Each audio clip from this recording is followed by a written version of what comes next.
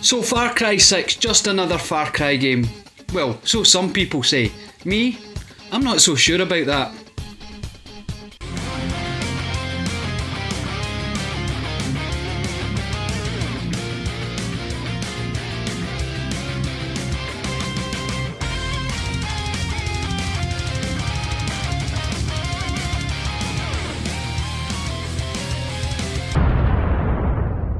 Hello friends and welcome back to Generation Pixel, and if you're new to the channel, well, you join us at an interesting time because I have never really done a review on a game before.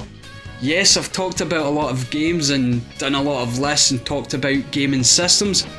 Never spent the time dedicated to just one game, and you know what, to be fair, this is probably not going to be dedicated to just one game either. And that's because Far Cry is part of a huge and well-loved, or mostly well-loved series. But Far Cry 6 is a game I'm here to talk about, and the main question was, well, it was one that came from across the interwebs, YouTube and beyond, that Far Cry 6, it's just another Far Cry game. And do I agree with that? And I'm going to say yes and no. Because like most things in life, these questions, they don't have black and white answers. And for me, Far Cry 6, well, it is kind of a Far Cry game, but it's kind of not a Far Cry game as well. Now, how do I explain that to you in ways that will make sense coming from this twisted noggin into yours?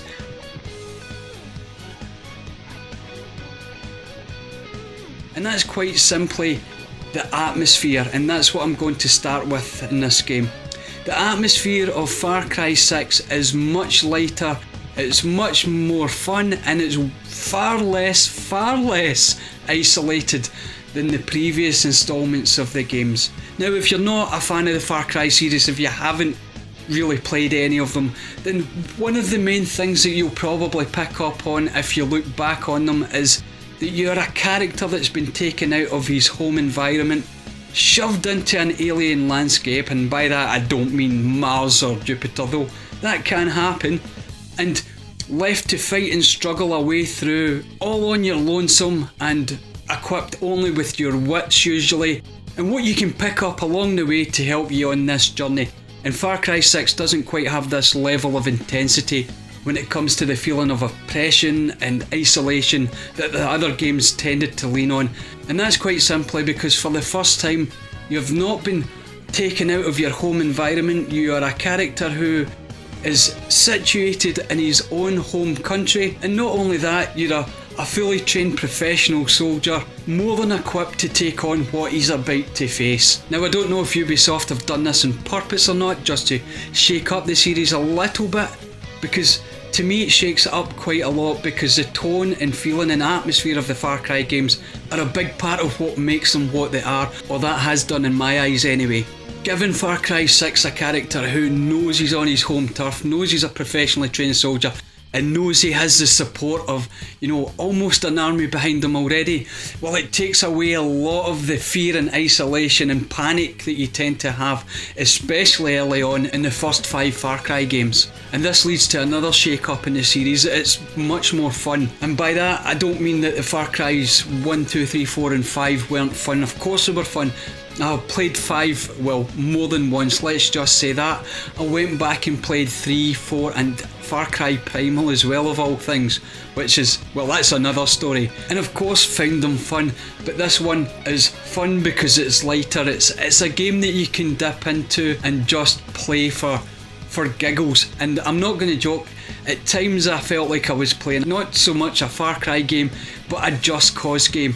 Now, yes, it wasn't quite as mayhem and chaos as a Just Cause game, but you know what, it wasn't that far away from it either. So taking a closer look at this game when it comes to themes and feelings and emotions, well, it's much lighter, it's much easier to play for that. You can play it for longer periods as well, and purely because you don't feel quite as oppressed while you're playing the game for long stretches anyway in the game.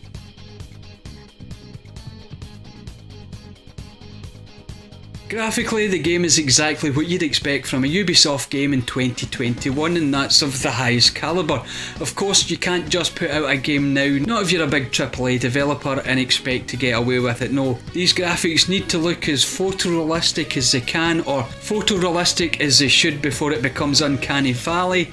And if they don't do that, well, the game's going to fail on that alone and will be ripped to shreds by the community at large. So the graphics are fine until you get to the PlayStation 5 version and you're thinking to yourself, why would the PlayStation 5 version be different? Well, as a PlayStation 5 owner, I was lucky enough to get one at launch, and having been used to the upgrades that we've been seeing for PlayStation 5 games, this game, unfortunately, or Ubisoft I should say, have disappointed me slightly, because in a PlayStation 5 game for the first time since I don't know how long now, I have experienced graphical pop-in a game. Far Cry 6 is a big game. It's got a huge map, there's a lot going on, there's tons of flora and fauna, NPCs, you name it, it's all out there running about. But pop-in is something that I've grown not used to.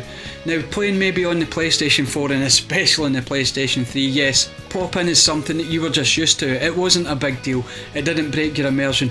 But playing as a PlayStation 5 player on a PlayStation 5 version of the game and experiencing pop-in, well, it did, it took me out of the game. And it was probably the first thing that actually did break my immersion of Far Cry 6. And I'm not talking even just little bits like maybe blades of grass or leaves popping into view. It was a whole mountainside that seemed to pop into view. Now, to be fair to this particular mountainside, there was a large mural painted on it, and I think that's what caused the pop-in. But still, on a PlayStation 5, on a PlayStation 5 version, pop-in should not be a thing.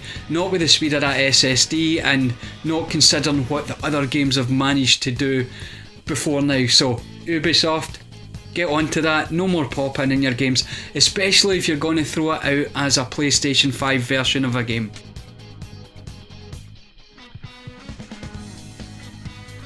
Now, gameplay is a Far Cry game. This is where many of these critics who have claimed that Far Cry 6 is just a Far Cry game have got it right, and that's because you do exactly what you would do in most other Far Cry games. It's a mission-based first-person shooter, and you start off alone and try to build an army, take over the landscape, and get to the end of the game, beat the bad guy, and that's what it is. And you know what? That's what we want. This is something I'm quite passionate about. A game that has a series, well, they shouldn't change it too much. Yes, you need tweaks here and there to make things maybe just a little bit more interesting or fresh, but when it comes to the overall mechanics of the game, then you've got to really consider what your player base is looking for. And I'm going to use Final Fantasy as an example how a series can almost break a series by too many changes. Final Fantasy 7 to Final Fantasy 8, they changed too much. They changed the combat, they changed the summons, they changed the magic, they changed what the grinding mechanics of the game were, and it took a whole generation of people who loved 7 away from Final Fantasy until Final Fantasy 9 rectified that. But that's beside the point. We digress and we're moving back onto Far Cry 6. Now, as I've said, the game is a Far Cry game when it comes to the gameplay for the most part. The only thing that I've found slightly different, slightly amusing, and again, giving the game that sort of lighter tone, is the weapons. Not so much the regular weapons that you can pick up along the way, but you do gain levels, and as you go up the levels you gain access to more, let's call them interesting weapons.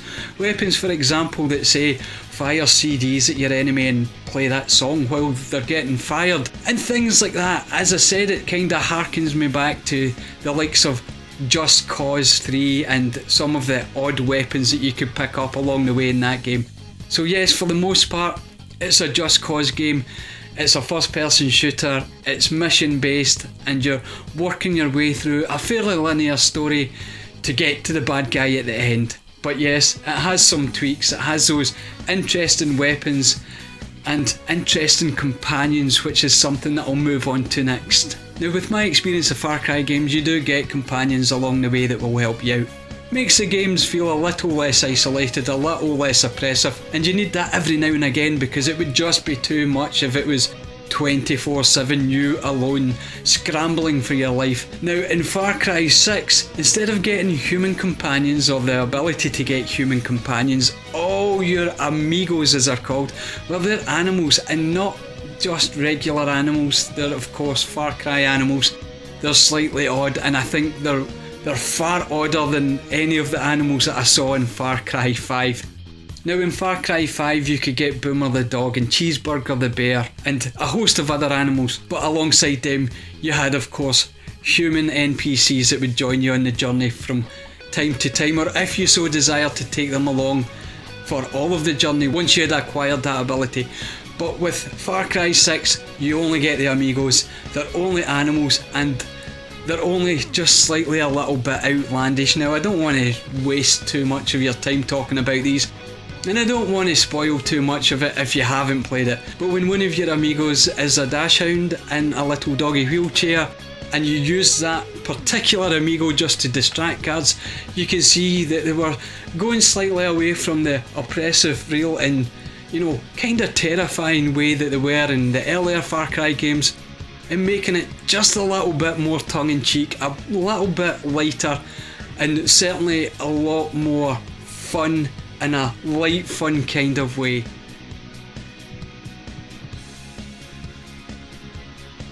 Now let's talk about the sound in the game, and I'm not going to talk about it too much because I'm not an audiophile, not by any stretch of the imagination. The only reason I would bring sound into a game is if I found it distracting, and this I didn't. The sound design seemed absolutely fine, voice acting is top notch as you would expect from a AAA game, and nothing stood out except, well, one thing. And one thing again that kind of made this game display this level of fun that they seem to have injected into Far Cry 6. Now I keep going on about how much fun it is to play. The other Far Cry games are seriously fun to play, but they're seriously dark and oppressive. This one is just a little lighter. Again, I can't stress this enough, so makes it more fun to go back to and play again and again and again. Now I do play Far Cry 5 on a regular basis. I'll go back and dip in, but with this one, yeah, I could go back in and use it as a comfort game, and I think that's a good way to describe this. If you're looking for a Far Cry game as a comfort game, then Far Cry 6 is the way to go. But let's go back to the sound. As I said, nothing distracted me with the sound.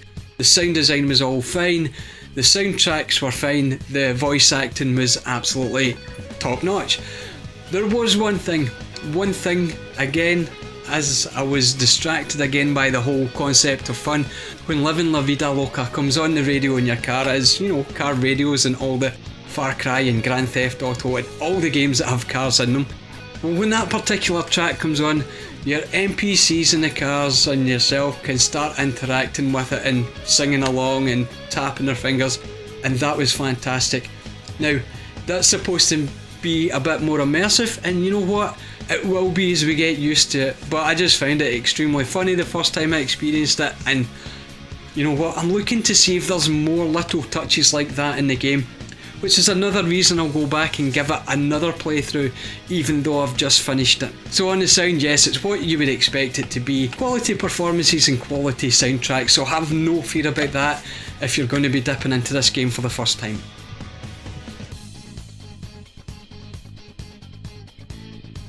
Now let's give the game a rating, because we've got to give it a rating, and I'm going to give this game a solid 7. Now, I've talked about how much fun it is and how much I'll go back to it, and I'm only giving it a 7 because it is a Far Cry game, and this game is not just a Far Cry game. I went into this game expecting to play the part of a character who was isolated and alone and had to scramble his way through whatever environment he was in to try and survive, and that game doesn't really express this at all. Now, had this not been a Far Cry game, I would have probably given it a solid 8. But being a Far Cry game and not quite being a Far Cry game, that's how I'm judging it. It's an 8 out of 10 game if you're playing it standalone and you've got no connections to Far Cry whatsoever.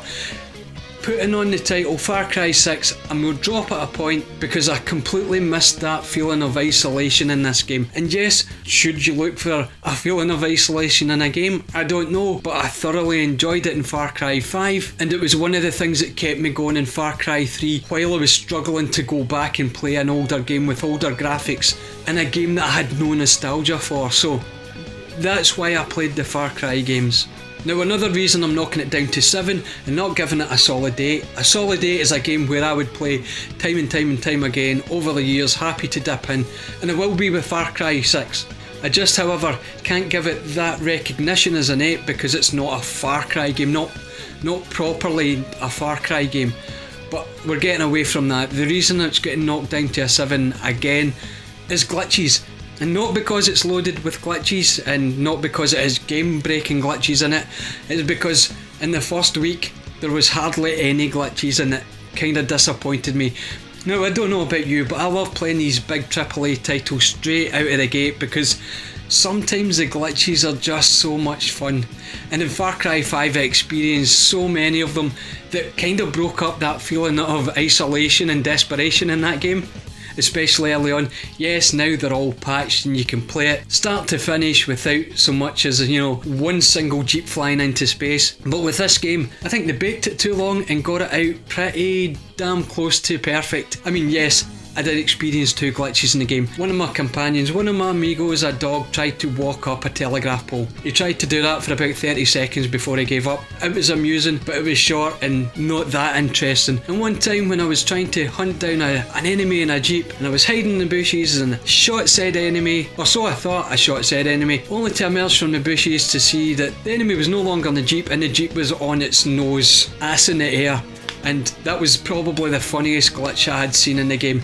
And yes, glitches shouldn't be included, I suppose, to make a game go up the ratings of anyone, but they do for me in the early days. As long as the developers get back there and fix them and make the game completely playable.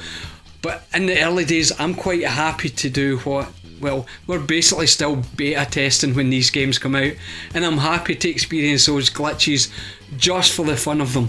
So other than giving it a 7 out of 10, where do I rank it with the other Far Cry games? Or at least the other Far Cry games that I've played?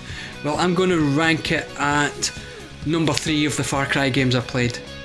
Now, to go in reverse order, I have Far Cry 3 at 5, and yes, I know people love that game, I just don't have the nostalgia for it.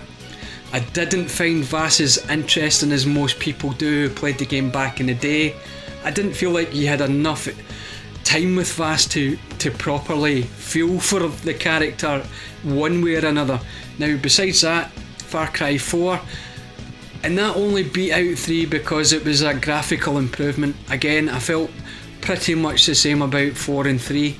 At number 3, yeah, I'm dropping in Far Cry 6, and that means there's 2 games ahead of it. You can take a guess at them if you want, and number 3 is a good solid place for it. The thing is, not quite a Far Cry game, but it is a Far Cry game. Had I not been rating it as a Far Cry game, it wouldn't have been on this list of 5 anyway, so it wouldn't have counted and it would have been an 8. Number 2, Far Cry Primal. Primal was fun because it was a Far Cry game but set in the Stone Age. So you're a caveman running about chasing woolly mammoths and saber-toothed tigers. So much fun. That's how you do an offshoot of a game. You take it completely away from it, give it the same mechanics, the same gameplay, and do it somewhere else, especially somewhere else in time. Genius, and that's why it goes in number 2. And in number 1, Far Cry 5. Absolutely loved the game from start to finish. The bad guys, the antagonists are fantastic. They're on your case almost 24/7. The NPCs are cool and fun to play with, and what can I say? It's the best of the Far Cry games in my humble opinion. So there you go. It gets to number 3 in my top 5 Far Cry games. It gets a number 7 on the out of 10 markings. What do you think? Have you played Far Cry 6 yet? Pop that down there in the comments if you played it. Pop down there if you want to play it, or if you're just totally not interested in it. Now, if you're not interested because you've never enjoyed Far Cry games, you know what? I would recommend you to jump into this one because it's much less like Far Cry. It's more like Just Cause than it is Far Cry in some places. It's much more fun, it's lighter, and you know what, no glitches. That might please some people, just didn't please me. So as I said, all that in the comments. Now thank you very much for watching this, if you've watched it all the way to the end here. And of course, if you want to see more, and you know what, I might even do some more reviews, the subscription button's always there. It's always free and you can always change your mind. Thank you all again for watching, and until next time, as always, cheerio.